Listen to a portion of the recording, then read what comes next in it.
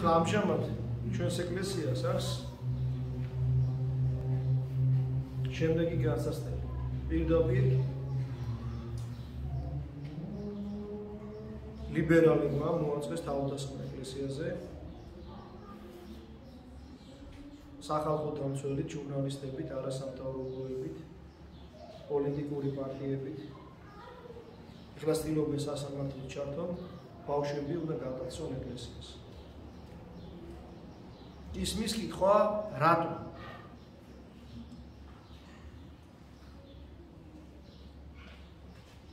ისტორია ადამიანებს აძლევს გამოცდილებას. ჩვენ თუ კი რამეს ვამბობთ, ყოველთვის ვთვლით, ის რაც წინა მამებმა გითხრეს, თქვენ გადმოგცეთ. საბერძნეთი ჩვენზე 50 წლით წინ არის ამ საქმეში. იქ უფრო ადრე დაიწყო ხალხის დაცილება ღმერთისგან.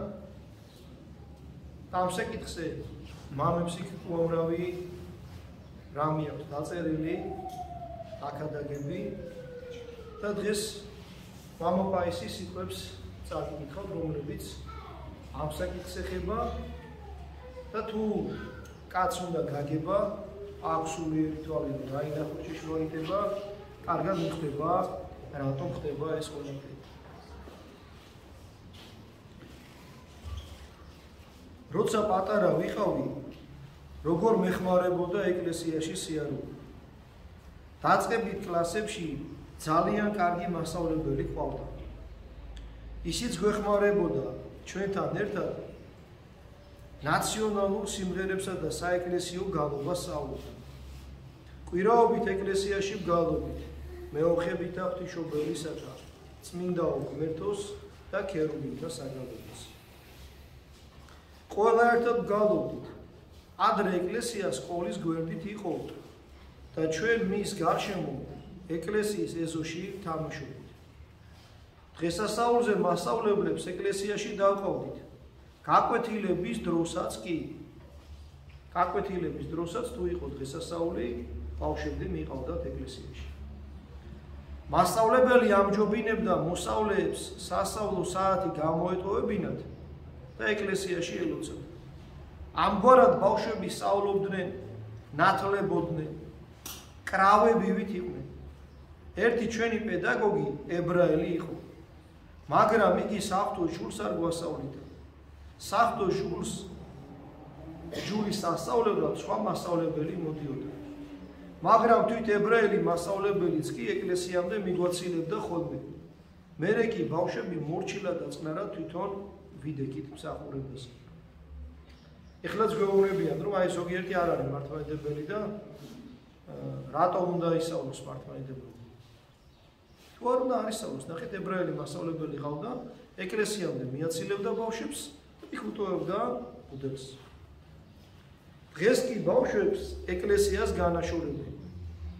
მე ვხედავ, როგორ გასართიკდნენ ისინი.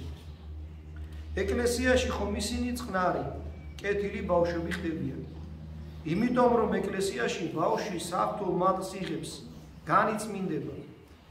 დღეს ბავშვებს ეკლესიაში სიარულის ნებას არ აძლევენ, რომ ისინი სულიერი ზეგავლენის ქვეშ არ მოექცნენ. ნახეთ რატო არ უშვებენ, რომ სულიერი ზეგავლენის ქვეშ არ მოექცნენ. მაგრამ ამასთან ყოველგვარი სისულელისგან მათ არავინ იცავს. არა მარტო არ იცავენ, პირიქით ასავლიან კიდეც 1000 გვარ მონაჭმახს. ამ სიტყვას თვითონ მამა უამბობს და მეც უბრალოდ ისე ვკითხულობ. განამათვის გაუგებარია, რომ სულიერი ზეგავლენის ქვეშ მოქცეული ბავშვები ბოლოს და ბოლოს უწესოდ მაინც არ მოიქცევიან. ანუ ეკლესიაში გაზრდილი ბავშვი უწესობას მაინც არ გააკეთებს. კეთილგონიერნი გახდებიან. აღარ იქნებიან ასე მოწამლულები. ახლა რომ არიან. ხოლო როდესაც ეს ეკლესიური ბავშვები გაიზრდებიან, თავისი სამშობლოს ნამდვილი მოქალაქეები იქცევიან. ისინი ცუდ საზოგადოებაში არ მოხვდებიან, ნარკოტიკებს არ მიიღებენ და უმაქნის ადამიანებად არ ჩამოყალიბდებიან. განა ყველაფერი ზემოთ ჩამოთვლილი საკმარისი პირობა არ არის იმათვის, რომ ისინი წესიერი ადამიანები გაიზრდებიან? ნუ თუ ისინი, ვინც მათ ეკლესიას განაშორებს, უარყოფს ამას, ნუ თუ მათთვის ეს სულ ერთია. მაგრამ დღეს მიზანია ერთი, ბავშვები ეკლესიას დააშორონ. მათ წამლავენ 1000 გვარ თეორიებით ასნებოვნებენ. ართმევენ რწმენას, სიკეთის ყველა გზას უღობავენ, რომ უმახნისება დაღწიონ. მათ უმცირესი ასაკიდანვე ანადგურებენ. ბუნებრივია, რომ კრავებიდან ბავშვები ახალგაზრდა თხებად გადაიცნენ. შემდეგ უკვე თავიანთი გამოხტომებით აგიჟებენ მშობლებს, მასწავლებლებს. მათ ვინც ამ მდგომარეობამდე მიიყვანა ისინი. ბავშვები თავდაღმა აბრუნებენ ყველაფერს. მიტინგებს აწყობენ, იპყრობენ სკოლებს, უარს ამბობენ გაკვეთილებზე, მაგრამ ბოლოს და ბოლოს ისინიც მოეგებიან გონს, ვინც ბავშვებს ამგვარი საქციელისაკენ უბიძგებდა. ეს მაშინ მოხდება, როდესაც მათ მიერ გარყვნილი ბავშვები თვითონ ამ ბოროტ მასწავლებლებს მუცელს გამოფატრავენ. ანუ ნახეთ რას გვეუბნება? ყველაფერს აკეთებენ იმისთვის, რომ ბავშვი ეკლესიას ჩამოშორდეს. არ მივიდეს ტაძარში. ყველა კაი გზა რაც არის უკეტავენ. იმისთვის, რომ ბავშვები აქციონ უმახნისება.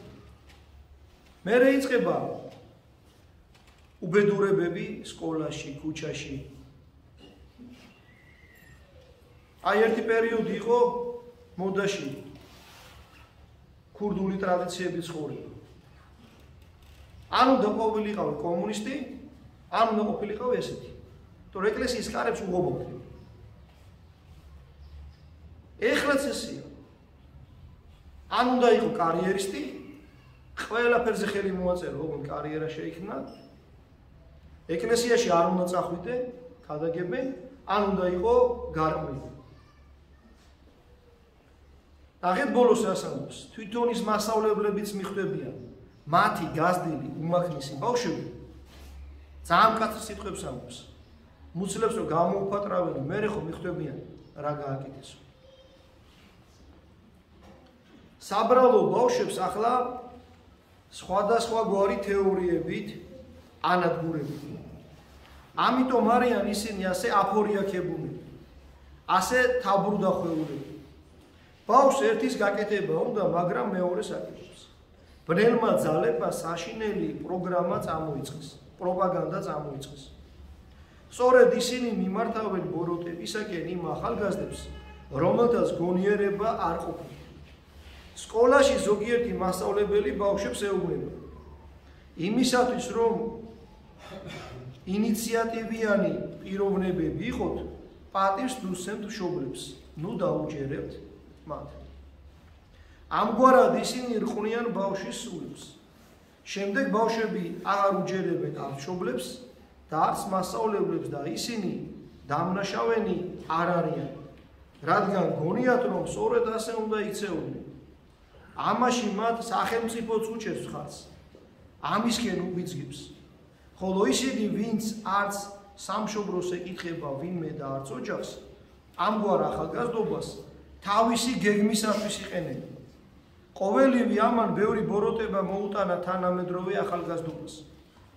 იქამდე მივიდა საქმე, რომ რქიანი ეშმაკი ახალგაზრდობას თავის ლიდერად ესახება. სატანის თაყვანისება ძალიან გავრცელდება. და რომ ნახოთ რა ხდება ღამის კლუბებში, იქ პირდაპირ მიხვდებით, რომ ახალგაზრდობას ეუბნებიან, რომ თაყვანისცემ ეშმაკს. მუსიკა, ნარკოტიკი და მუსიკის ტექსტებს საერთოდ თუ მოусმენთ, კონკრეტულად რას ამბობენ, მიხვდებით და ბავშვები ამას ხვდებიან. ამას ბერიან. პატარა ბავშვები უკვე გაბოროტებულები არიან. განამაც სახებზე შენიშნავ ნათელ გამოხედვას ღვთისმადას. მართალი იყო ერთი არქიტექტორი, რომელმაც ახალგაზრდების ჯგუფს მიმართა. როდესაც მან წმინდა მთაზე მოიყვანა ისინი. ჩვენ მე და თქვენ მკვდარი თევზის თვალებით ვიყურებით. ამ არქიტექტორს 17-დან 25 წლამდე ასაკის ახალგაზრდები ახდნენ ათონზე. სულ 10 იყვნენ. თვითონ იგი ადრე მოექცა ღვთისაკენ. ამიტომ ებრალებოდა ის ახალგაზრდები გარყვნილებაში რო ცხოვრობდნენ. ზოგიერთი უბედურთაგანი მან დაიახლოვა და არც მოდა რომ წმინდა თაზე წამოსულიყვნენ და გზის ხარჯების თვითონ გაიღო. ისინი ჩემთან სენახში მოდიოდნენ, მე კი სწორედ მაშინ სადღაც ვაპირებდი წასვლას და ერთმანეთს ბილიგზე შევხვდით. მე ვუთხარი რომ მივდიოდი და შევთავაზე, რომ სადაც შევხვდით, ცოტა ხნით იქ ჩამომჯდარიყავით. ის იყო დავსედით, რომ ჩემი სენახში მომავალი სხვა ბავშვების ჯგუფი გამოჩნდა. ისინი ათონიადას აღსასდელები იყვნენ. ათონიადა არის ათონზე სკოლა, სადაც ბავშვები სწავლობენ. ბიჭები ჩადიან ბავშვობიდან და იქ ათონზე იღებენ განათლებას. და ნახეთ ახლა ეს არქიტექტორი რას იზრავს. აი სწორედ ამ დროს არქიტექტორი თავის ყმაწვილებს ეუბნება. თქვენ ვერაფერს ამჩნევთ, მათ გაუკვირდათ. და მან კვლავ უთხრა, აბა, ჯერ ერთმანეთს შეხედეთ თვალებში და შემდეგ ამ ბავშვების სახეებს დააგვირდით. ნახეთ, როგორ უბრწყინავთ მათ თვალები და მერმე ჩემსა და თქვენ თვალებს მიაქციეთ ყურადღება. ისინი მკვდარი თევზის თვალებს გავს. ეს მართალი იყო, როდესაც თვალი გადავავლე, მივხვდი რომ მან მიზანში მოარტყა. და მართლაც მკვდარი თევზის თვალები ჰქონდათ. ღვრე ანაბუნებრივი ათონიადას ბავშვების თვალები კი გაბრწყინებული იყო. ათონიადის აღსასდელები ხომ მეტანიას აღასრულებენ, თვისახურებაში მონაწილეობენ, თვალი სული სარკია, ამიტომაც თქვა ქრისტემ, ნათელი გვამისა არის თვალი.